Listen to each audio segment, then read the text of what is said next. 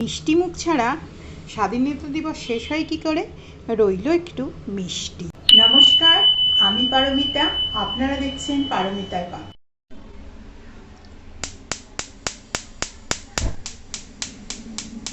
সবাইকে জানাই স্বাধীনতা দিবসের অনেক অনেক শুভেচ্ছা এবং ভালোবাসা।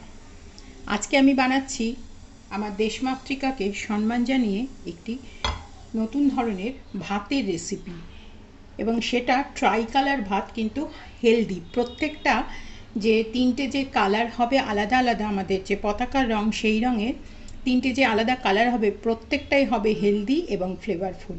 তাহলে দেখে নিন কিভাবে আমি বানাচ্ছি আমার আজকের ট্রাই কালার রেসিপি। যেহেতু মাঝে মাঝেই এখন আমি আমার শিশুকালের গল্প আপনাদের সঙ্গে করেই থাকি এবং আপনারাও আমার গল্পের সাথে অনেকেই রিলেট হন, সেই জন্য আজকে আমি আপনাদেরকে এমন একটি ঘটনা বলবো যেটি আমার শিশুকালে, আমার স্কুলবেলাতে, আমরা স্বাধীনতা দিবসের দিনে এই ঘটনা কিন্তু প্রতি বছরই ঘটতো। প্রথমে আমি এখানে দিয়ে দিলাম সাদা তেল। ইন্ডিয়ান ফ্ল্যাগ যেটা, সেটার যদি তিনটে কালার হয়ে থাকে তার একটা কালার হচ্ছে সাদা। প্রথমে দিচ্ছি কতগুলো কাঁচা বাদাম। এই কাঁচা বাদামটা কিন্তু অসম্ভব ভালো লাগবে, যে সাদা আমি ফ্লেভারটা দেবো তার জন্য বাদামটা প্রথমে আমি দিয়ে দিচ্ছি। বাদামটাকে প্রথমে ভেজে আমি মোটামুটি একটা তুলে নেব। ছোটোবেলাতে স্বাধীনতা দিবস মানে এখনও বাচ্চারা স্কুলে অবশ্যই পালন করতে যায়। প্রতি বছর স্কুলে স্বাধীনতা দিবস, পতাকা তোলা, গান গাওয়া ইত্যাদি। তো আমি যেহেতু প্রতি বছর স্বাধীনতা দিবস বা স্কুলের কালচারাল প্রোগ্রাম হোক, আমি কিন্তু স্কুলের কালচারাল প্রোগ্রামের হেড, আর সে কারণে স্কুলে যখনই গান বাজনার প্রোগ্রাম হবে আমার ডাক কিন্তু পড়বেই পড়বে। তা সেই ডাকে আমিও সাড়া দিতাম, যেহেতু তখন ছোট স্কুল গার্ল, একটা ভালোবাসার টান ছিল, বন্ধুদের সঙ্গে প্রোগ্রাম করার আনন্দ ছিল। তো সে কারণেই স্কুলে প্রতি বছর গান তো আমি গাইবো, সেটা শুধু স্বাধীনতা দিবস নয়, স্কুলে সরস্বতী পুজো হোক বা যে কোনো অ্যানুয়াল প্রোগ্রাম হোক, স্কুলে আমার নামটা কিন্তু গানের জন্য অবশ্যই থাকতো। আপনাদেরকে একদিন আমি আমার গানের উপহার দেবার চেষ্টা করব। তবে যেহেতু এটি রান্নার চ্যানেল, খুব বেশি গান টান কিন্তু আমি এখানে গাই না। তবে অনেক দিন চর্চাই নেই, বহু বছর চর্চাই নেই, যে কারণে গানের অভ্যেস কতটা আছে জানা নেই। দেখুন, বাদামটা আমি মোটামুটি একটু ভেজে নিচ্ছি। বাদামটা মোটামুটি ভাজা হয়ে গেছে, এটাকে আমি প্রথম তুলে নিচ্ছি। বাদাম বেশি ভাজলে কিন্তু একটু কালো মতন হয়ে যায়। এরকম ছোট ছোট টিপস ও ট্রিক্স পেতে আপনারা আমার চ্যানেলটিকে অবশ্যই সাবস্ক্রাইব করে রাখবেন। এবারে দিয়ে দিচ্ছি একটু জিরে। এবারে দিয়ে দিচ্ছি একটু, দেখুন, পেঁয়াজকে হাতের মধ্যে করে নিয়ে একটু এরকম চটকে যতটা পাচ্ছি ছাড়িয়ে ছাড়িয়ে একটু পেঁয়াজ, 1 চামচও হবে না, এরকম একটু সামান্য পরিমাণে পেঁয়াজ দিচ্ছি। একটু ফ্লেভারফুল রাইসটা না করলে খেতে কিন্তু ভালো লাগবে না। আমার ছোটোবেলাতে আমি গানের সাথে সাথেও যেটা ছিল সেটা হচ্ছে আমি খুব ভালো বাঁশি বাজাতে পারতাম।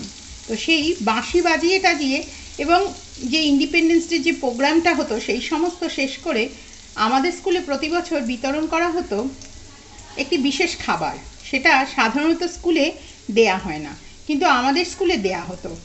নর্মালি স্কুলে এখনও দেয়া হয় আমার মনে হয়। আপনারা কমেন্ট করে জানাবেন, আপনারা এখন যাদের শিশুরা পড়ছে, যে সমস্ত স্টুডেন্টরা পড়ছে, সাধারণত সিঙ্গারা, জিলিপি এই ধরনের খাবারগুলো দেয়া হয়ে থাকে।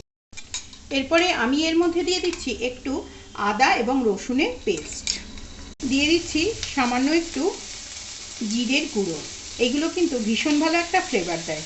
কেউ যদি নিরামিষ টিরামিষ বানাবেন ভাবেন, তাহলে একটু এই সাদার সাথে একটু পনির দিতেই পারেন, সেটাও কিন্তু খেতে ভালো লাগবে। আর রসুনের বদলে আদা রসুন এই যে বাটাটা দিলাম, এটার বদলে আপনারা শুধু আদা বেটে দিতে পারেন। এবারে দিয়ে দেবো এর মধ্যে সাদা ভাত। আমার কাছে এটা কালকের একটু পুরনো ভাত ছিল। সবসময় ফ্রাইড রাইস বা যে কোনো রকমের খাবার করলে আপনারা একটু পুরনো ভাতে করার চেষ্টা করবেন। পুরনো ভাত দিলে কিন্তু অনেক বেশি ঝরঝরে হয়। কিন্তু আমি খুব শীঘ্রই নিয়ে আসবো ভাত কী করে ঝরঝরে করেন। স্টুডেন্টরা, বিশেষ করে যারা বাইরে থাকে কর্মক্ষেত্রে, যারা নতুন চাকরি বাকরি পেয়ে গেছে, ব্যাচেলাররা, তাদের জন্য ভাতটা কি করে ঝরঝরে করবেন সেই রেসিপি আমি খুব শীঘ্রই আপনাদের কাছে নিয়ে আসব। এবং গ্যাস ছাড়াও যে ভাত করা সম্ভব সেটাও আমি আপনাদেরকে করে দেখাবো। মোটামুটি এই রাইসটা কিন্তু তৈরি হয়ে গেল, কিন্তু এর ওপর থেকে দিতে হবে একটু ফ্লেভারের জন্য সামান্য পরিমাণে লবণ, আর দিয়ে দিচ্ছি সামান্য পরিমাণে একটু লবণ, আর দিয়ে দিচ্ছি এর মধ্যে একটু চাট মশলা। এবারে এটা কিন্তু দারুণ একটা ফ্লেভারপূর্ণ খাবার হয়ে গেল। এটা হলো আমাদের ট্রাইকালারের সাদা, কিন্তু যেহেতু এটা খাবার একদম ধপধপে সাদা করলে কিন্তু সেটা একেবারেই স্বাদযুক্ত হবে না, ঠিক সেই কারণে এটা কিন্তু এই ধরনেরই কালারটা আনা হলো।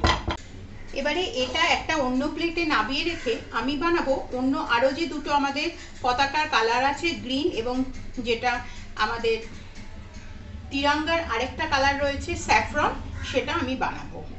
তো তার জন্য প্রথমে আমি এই সাদা যে ভাতটা বানালাম সেটা আমি প্রথমে একটা প্লেটের মধ্যে তুলে নিলাম। আমি সেকেন্ড ফ্লেভারটা বানাবার জন্য প্রথমে দিয়ে দিচ্ছি কড়াতে একটু সাদা তেল। এখানে আমি 1 চামচ মতন সাদা তেল দিলাম।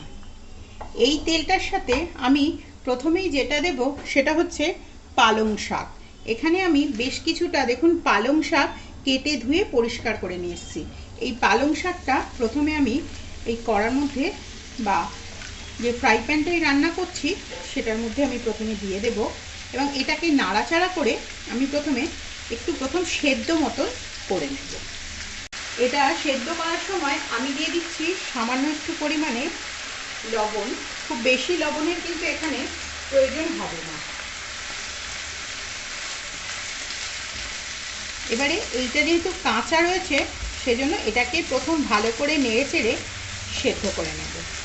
তো আমাদের স্কুলে যে আলাদা একটি খাবার দেওয়া হতো সেটা হচ্ছে মিষ্টি নিমকি। মিষ্টি নিমকি রেসিপি আমি আপনাদের কাছে অবশ্যই একদিন নিয়ে আসবো।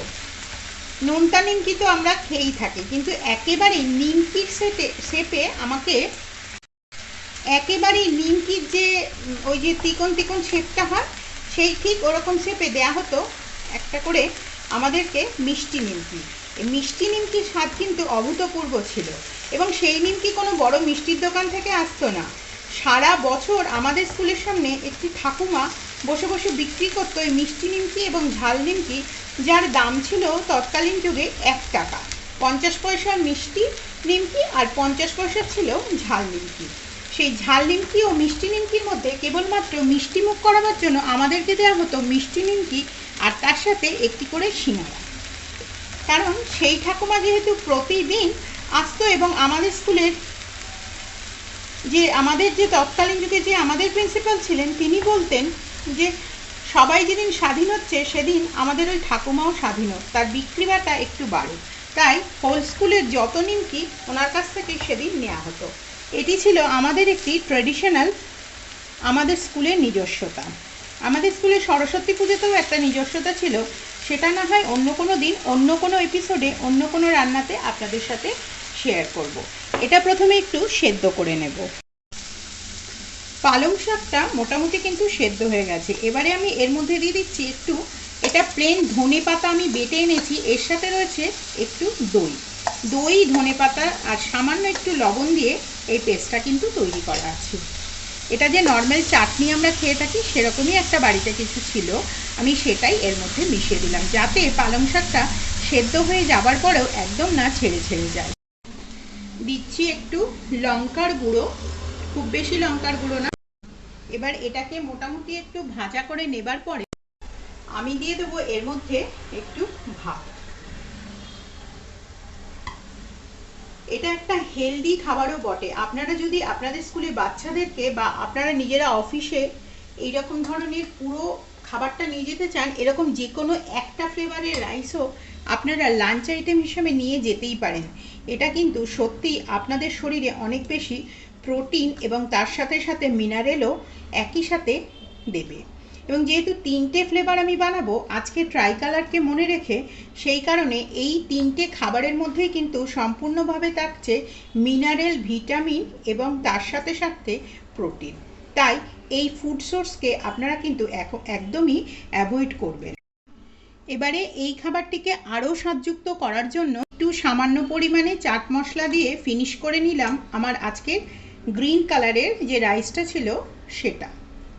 আপনারা যদি আরও গাঢ় গ্রিন কিছু বানাতে চান তাহলে ফুড কালার দিতে পারেন, কিন্তু আমি একেবারেই অর্গ্যানিক খাবার বানাচ্ছি, সেজন্য আমি কোনো রকম আজকে কিন্তু একেবারেই বানালাম না কোনো ফুড কালার বা ইত্যাদি দিয়ে। তো এটা হয়ে গেল। এবারে আমি থার্ড কালারটায় যাব। একই প্যানে আবারও আমি দিয়ে দিচ্ছি একটু 1 স্পুন মতন সাদা তেল। এই সাদা তেলটা যতক্ষণ গরম হবে ততক্ষণ পর্যন্ত একটু অপেক্ষা করে নিতে হবে। এবারে দিয়ে দিচ্ছি একটু গোটা গরম মশলা। প্রথমে দিচ্ছি আমি একটু লবঙ্গ, আর দিচ্ছি একটু এই যে দারুচিনি, আর দিচ্ছি ফ্যাটানো একটু এলাচ। এবারে এর ফোড়নটা কিন্তু একেবারেই আলাদা, তার জন্য আমি এখানে দিচ্ছি একটু সর্ষে। কালো সর্ষে দিলে এই খাবারটা খেতে কিন্তু একেবারেই খুব ভালো হবে। এবং নর্মাল আমি এখন যে ক্যারেট রাইসটা বানাবো সেটার জন্য কিন্তু এই সর্ষে ফোড়নই লাগে, কারণ এই খাবারটা মূলত সাউথ ইন্ডিয়ান ফুড, সেজন্য সর্ষে ফোড়ন হচ্ছে এদের প্রতিটি খাবারের একটি অনবদ্য উপকরণ। এবারে দিয়ে দিচ্ছি বেশ কিছুটা পেঁয়াজ। এখানে আমি একটা মাঝারি মাপের পেঁয়াজ দিয়েছি, আর নিয়ে এসেছি একটা গাজর। গাজরকে খুব ভালো করে আমি কুড়িয়ে নিয়ে এসেছি। গাজর এবং পেঁয়াজটা প্রথমে আমি ভালো করে ভেজে নেব। এই পেঁয়াজ এবং গাজরের একটা কিন্তু অসম্ভব সুন্দর অ্যারোমা বেরোচ্ছে। আপনারা যদি করেন বাড়িতে এই রান্নাটা, আপনারা অবশ্যই পাবেন এই গন্ধটা, এবং এটা অসম্ভব একটা হেলদি এবং টেস্টি খাবার। এরপরে আমি এর মধ্যে দিয়ে দিচ্ছি কিছুটা টমেটো। যেহেতু এটা ফুডকে কিন্তু ফুডের নিজস্ব ধর্মতেই কিন্তু চলতে দিই। এবারে এখানে আদা এবং রসুনটা পরিমাণে একটু বেশি লাগবে, তার জন্য আমি যে মিক্সিতে বেটেছিলাম সেই মিক্সিতে অ্যারাউন্ড 3 স্পুন মতন হবে ছিল, ছোট স্পুনের 3 স্পুন মতো, মানে টিস্পুন ধরে নিন, সেরকম টিস্পুনের 3 স্পুন মতন ছিল, সেটা কিন্তু পুরোটাই আমি দিয়ে দিলাম। এবারে দেবো এর মধ্যে সামান্য একটু পরিমাণে জল দিয়ে দিচ্ছি, একটু জল, তাতে করে টমেটোটাও গলে যাবে ভালো করে, আর এই যে আদা এবং রসুন দিলাম সেটাও কিন্তু ভালো করেই গলে যাবে। গাজর আছে বলে একটু মিষ্টি মিষ্টি হতে পারে, সেজন্য আমি এর মধ্যে দিয়ে দেবো একটু লঙ্কার গুঁড়ো, আর দিয়ে দেবো একটু জিরের গুঁড়ো, আর দিয়ে দেবো সামান্য একটু পরিমাণে হলুদের গুঁড়ো। এটাতে কিন্তু ধনের গুঁড়ো পড়বে না। দেখুন কালারটা বেশ স্যাফরন স্যাফরন কালার আসছে, তো এটা কিন্তু আরও ভালো করে একদম সুন্দর করে এই মশলাটা কিন্তু তৈরি করে নিতে হবে। ভাত, এটা কিন্তু পুরনো ভাত নয়, এটা কিন্তু একটু আজকে টাটকা ভাতই দিচ্ছি, কারণ যেহেতু এর মধ্যে একদম গাজরটা মেশানো রয়েছে, এবং এই ভাতটা টাটকা না দিলে এটা কিন্তু স্বাদযুক্ত হবে না।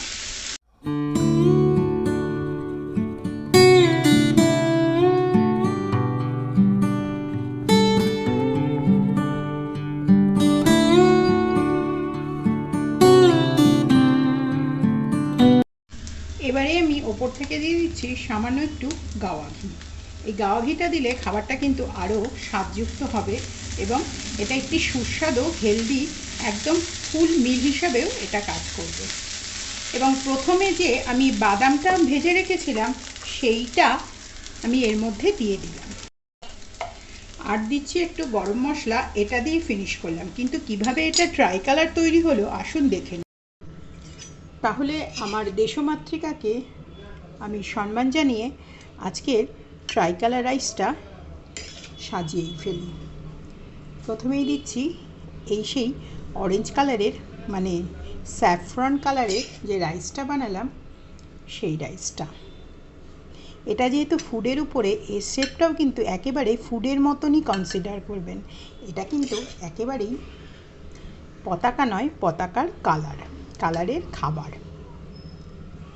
প্রথমে দিলাম অরেঞ্জটা। আপনারা যখন পতাকা দেখবেন পতাকাতে অরেঞ্জ কালারটা একটু বড়, সবগুলো ইকুয়ালি থাকে, তাহলেও যখন আইয়ে দেখি আমরা তখন মনে হয় অরেঞ্জটা একটু বড়, তাই একটু সামান্য এটাকে ফ্ল্যাট করে দিলাম, এই যে এইভাবে। এটা তো একটা শিল্প, রন্ধন হচ্ছে একটি শিল্প, এবং সেই শিল্পকে আমি আমার মতন করে আমার মনের আঙিনায় আমি সাজালাম। যে সাদাটা বানালাম সেই সাদাটা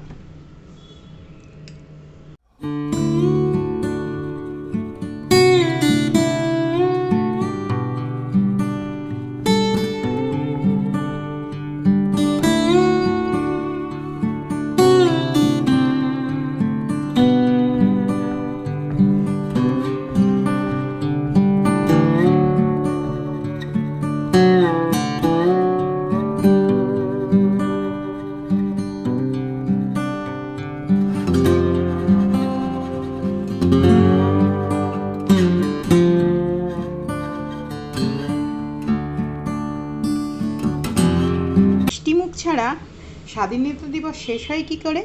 রইল একটু মিষ্টি। তাহলে কেমন ছিল আমার আজকের এই রেসিপি? আশা করি আজকে আমার এই অভিনব রেসিপিটা আপনাদের ভালো লাগলো।